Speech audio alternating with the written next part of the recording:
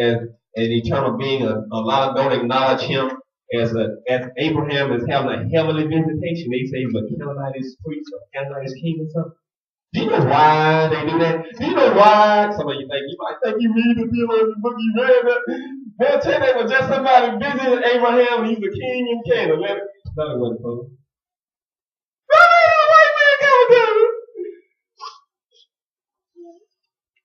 No, folks. Guess what God said to him? I have Bible home, the State Bible translation. Right beside in the 11th chapter, in the 7th chapter of Hebrews, where it says, Melchizedek had neither beginning of days nor end of life. He translated that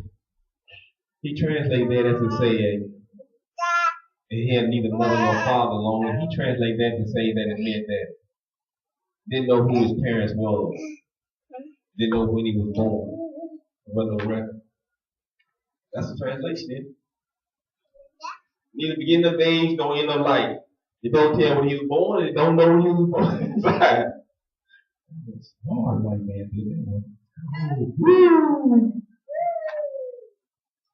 Well, that was smart. I bet some of y'all get that commentary. We know what they're talking about now. It is a teaching showing that God, He is, and there's a form of godliness that's true, and that deny the power of truth is right. Well, Melchizedek is a priest of the Most High God.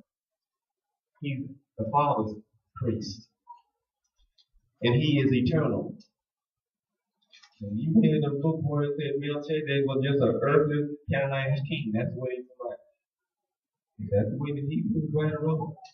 King of righteousness, king of peace, Canaanite king, king of righteousness. King. Melchizedek was there. Let me go ahead and go further. When he said, "Let us make man." Now, that's the reason why Europeans have said that they don't acknowledge Melchizedek. Most of you don't even know Melchizedek because it messes with their Trinity theology. Because it says there is another eternal Son of God. Now, how can you have the Father, the Son, the Holy Ghost only, and there's none other than Godhead, but you have this man Melchizedek? That doesn't mean he's the only Son of God.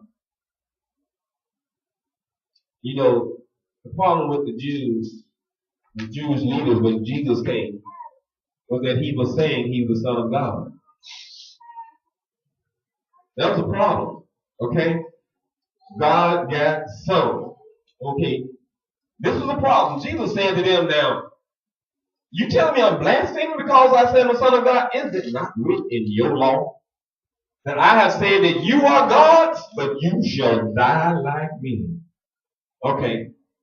And this ain't nothing uncommon for me. It ain't nothing uncommon that you go and deny these things, okay? It's human come. So the Jews did it back then, the Jewish leaders did it back then, you doing it now. Same thing.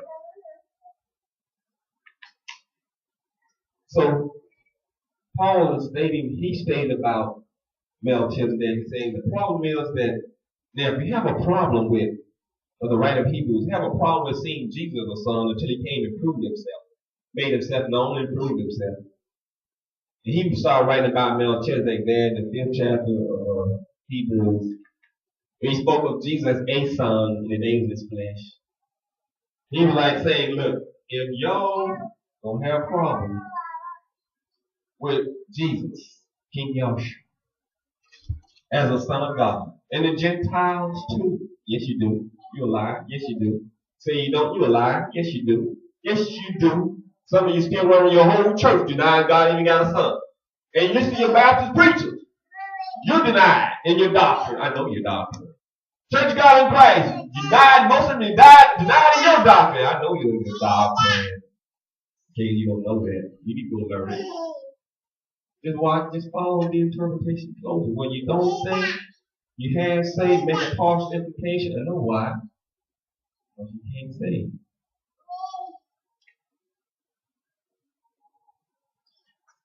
So the apostle wrote to the Hebrews and he says, I have many things to say. Hard to say when you start talking about Melchizedek. It's hard to utter. Y'all know what he's talking about, don't you? How can I start telling you about another son of God? How can I start telling you about this eternal being, the priest of the Most High God, the Son of God? He is a branch of the Messiah, the Son of God. He extended also through Christ, just like the Son of God down here, but he was before this world was. How can I tell you about another Son of God? You got problems with accepting Jesus as God's Son. He had to come and make himself known. And that's when you later came to accept him, when you couldn't kill him, Jew and Gentile. I mean, totally do away with him. He gave up his life. Now, Paul, or the writer of Hebrews said, now I'm trying to tell you about Melchizedek. He stopped in the 5th chapter. He stopped. He said, how can you that you have need of milk, how can you receive meat, eat meat? Meat is for them that are full age. I'm not quoting scripture, but I'm calling them that are full. How can you have need? Anyway, he went on from there. And he's making a point saying to them, you can't receive it. The things I have yet to say, they are hard. But he said, I'm trying to tell you of the priesthood that you come into and being born of Christ. You know, written in Revelation, where God made us royal priests and kings under God. Peter wrote that we are royal priesthood. You know, in trying to make something understood. Okay? But now you're going to try. Here in Hebrews, you're going to try. You're going to try to give the priesthood. Okay, when you hear about Melchizedek, your preachers, they can't grasp this, though. They will say, Melchizedek got me Jesus. Ain't nobody gave me nobody but Jesus. You don't know nobody else. Okay, so you can't take it. There's nothing heavy on you. Because he's saying he's eternal. King of righteousness. King of righteousness over the kingdom of heaven. God's high priest. You can't relate to him there. King of peace. He is the enforcer of righteousness and peace in the kingdom of heaven. Okay, you can't deal with this. Now, in the 11th verse, he said there'll rise another priest after all to make a distinction that this man exists.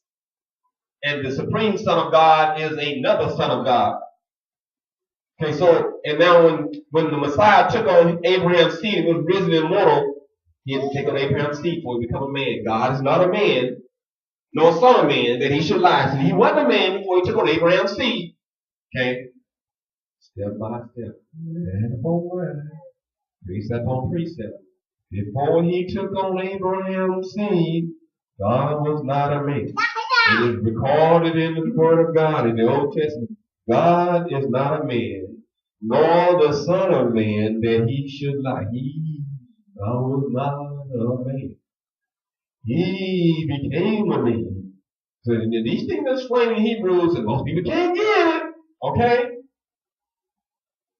For as much as the children are partakers of flesh and blood, he took for the S-A-M-E. What does S-A-M-E spell? Save! You can't, some adults can get it. Y'all go to church and y'all they get maybe some kids. Okay. He took part of the same flesh and blood. Blasphemy. And means it has a sinful nature. Means little wolves. Mary's flesh and blood. Means he had a human nature like Mary, even a sin nature. Meaning he really did take on Abraham. That's verse 14. He really did take on Abraham's seed. He didn't stop there. And for as much as the children are partakers of flesh and blood, he also likewise took part the same, that through death, substituting for man, he may destroy that had the power of death, took power of one who had power over man. He had power of death over who? Who had power of death over who? What? He had power of death over M-A-N. He became a man. He's by him becoming a man and dying in man's stead and rising as a man. You cannot comprehend the exaltation to man if you don't perceive him as a man. So Satan wants you to know he can't come in the flesh. No, he don't. There's a reason for this. Okay, you don't walk like the apostles walk in signs and wonders. You don't walk like Peter and James and John walked. Not realizing that the Messiah took on human flesh. John said, which we have touched, which our hands have handled of the word of God. This declare we unto you. We walk with him as a man. Scribes and Pharisees and them. Jesus on the sea one day and the ship was tossing. He was in the ship sleeping. And the wave was tossing and everything. And they went and woke him up and said, Lord, can't thou not that we perish? And the Messiah came up and said, to the wind, he said to him first, why are you fearful? What you scared from? And he said to the wind and the sea, said, peace, be still. See, they were looking at him in the physical, like y'all think he's just a spirit. He just come out of the spirit. See, y'all think God takes him to a spirit. He was like see, they were looking at it. He looked kind of like Mary and them. See, y'all don't know the Bible. You don't believe in the Bible from when your preachers teach you. Okay? He even favored Abraham. Okay? Abraham was an Assyrian. Make it a little lighter than Mary. You may not understand the descent. But anyway, it makes it a little different than Mary looked. But he had Mary's features. He looked like Abraham. And they were looking at him, and after he stopped the wind from raging and everything, the disciples looked at him and said, what manner of ill ain't he? So they stood with him. They could see he was with. So they walked around, I recall some time ago that my brother told me that he went to a certain city. He just traveled, riding bicycle across different places, and just traveling hitchhiking. But there was this man, I think in California, New York, one that said he was God. And he said how he seen this man and he had these people follow. And these people were following him. He had them as he was coming through and he had people with him. And he had the people being following. He had these people awake while he went to the bathroom. And he said he thought that was the funniest thing. So they had to wait there while God went to the bathroom. Now, the disciples with Jesus, and he'd go to the bushes sometimes. They ain't trying to be rude. Just talking, just down the earth. Okay, they walked through our town. Okay, he was a man. I don't like that. That don't go with your pictures on your wall. You got this white man on your wall. His hair look like he just come from the best beautician in town. Okay. His clothes. Look at his clothes. Look at his clothes. I mean, he been to the best, what do you call this? Not laundry man. You call them, cleaners. Let's come from the best cleaner. I mean, his clothes is starch. Okay? Because you want to follow something that looks good to you. You don't want to follow this man and his hair is like lamb wool or his body so. I mean, you walk down and your feet stink. You've been walking all day long. And your clothes got dirty. I mean, you look almost like a bum. Okay. Now y'all want this on your wall. You know how y'all is. Okay. But they see him as a man. John said that's what we have handled our hands and touch. They walk with him, we talk with him, they walk with him. Okay. Y'all got, you got your superficial Jesus. Something what you like, something that's glamorous, y'all go along with. Okay. But anyway, the apostles knew him as a man. They see him as a man, and he stopped this storm from rain. He's been Abraham's seed and Mary's flesh and blood. So y'all grasp this. See, man is a spirit inside of a body. Okay? Man is a spirit inside of a body. The spirit inside this body that was walking the earth, that Mary gave birth, was the Son of God. The body was Mary's flesh, Abraham's seed, and Mary's flesh and blood. Okay? So they're looking at this body with a physical eye. They can see that. When he stopped this wind from raging, they looked around at a man in total shock. See, y'all think you look around, they were looking at a spirit.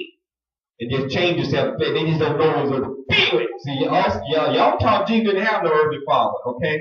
Most of you taught he didn't have earthly mama. We got what they call immaculate conception, okay? We go to the Catholic doctrine. They ain't going nowhere. But anyway, they say Mary was something else, okay? Anything denies the gospel.